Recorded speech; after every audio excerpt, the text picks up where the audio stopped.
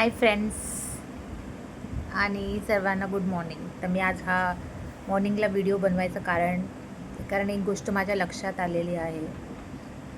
ती खूप उशिरा लक्षात आलेली आहे. जी गोष्ट आपल्याला 20sमध्ये समजायला पाहिजे ती मला 30sमध्ये समजते. आणि त्याचं कारण म्हणजे खूप साऱ्या गोष्टी आयुष्यात घडल्या आहेत ज्यांनी मला खूप काही शिकवलं आहे. प्रायोरिटी कसं करायचं, स्वतःला प्रायोरिटी कसं द्यायचं, ह्या गोष्टी मला माहिती नव्हत्या आणि मी एका वेगळ्याच फ्लोमध्ये होती जी मी जात होती.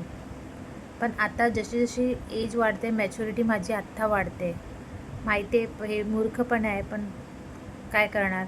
काही गोष्टी आपल्याला उशिरा लक्षात येतात, पण ज्या लक्षात येतात तेव्हा आपल्याला समजतं की आपण खूप पाठी राहिलो आणि जग पुढे गेलं आहे. आणि मी तुम्हाला खरं सांगते, जेव्हा तुम्हाला असं वाटतं ना की सगळ्या गोष्टी सॉल्व होऊ शकतात, तर होऊ शकतात. आणि सगळं तुमच्या हातात आहे. आणि हा सुद्धा मी निर्णय घेतलेला आहे की या गोष्ट आपल्याला सॉल्व करायची आहे. कोण नाही सॉल्व करत, कोणी नाही. आणि मी तुम्हाला खरं सांगते की जेव्हा आपण अडचणीत असतो आपल्याला कोणीही साथ देत नाही. आपले घरातले सक्के ते पण देत नाही. जोपर्यंत आपल्याकडून दुसऱ्यांना फायदा होत असतो तोपर्यंत आपण सगळ्यांसाठी चांगले असतो. आणि जेव्हा आपली वेळ वाईट येते तेव्हा आपली साथ कोणच देत नाही. कोण म्हणजे तुम्हीच तुमची साथ द्यायला हवी. आणि सगळ्या गोष्टी गेल्या तरी चालेल, पण तुमची जी आतमधली हिंमत आहे ती जायला नाही पाहिजे. ती हिंमत आहे, मी ती स्वतःला ॲक्टिव्ह ठेवलेली आहे. पुढे मी खूप ओव्हर थिंकिंग गर्ल आहे. मी खूप खूप इमोशनल गर्ल आहे.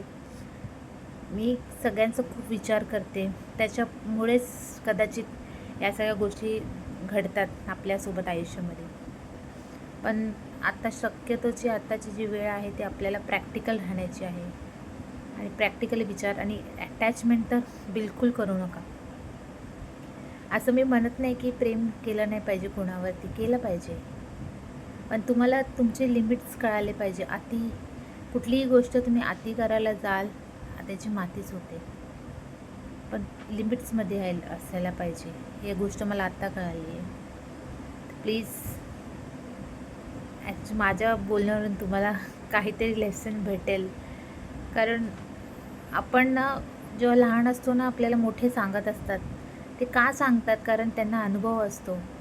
आणि कधीतरी तुम्ही एक सक्सेसफुल माणसाकडून जाऊन ओपिनियन ऐकण्यापेक्षा मी सजेस्ट करीन जो माणूस हरलेला असतो त्याच्याकडून तुम्ही ओपिनियन घ्या. कारण त्यांनी जी चूक केली असते तो तुम्हाला त्याच्यातून सावध करू शकतो की ती तुम्ही चूक करू नका. तुम्ही वाचाल त्याच्यातून ती चूक करण्यापासून.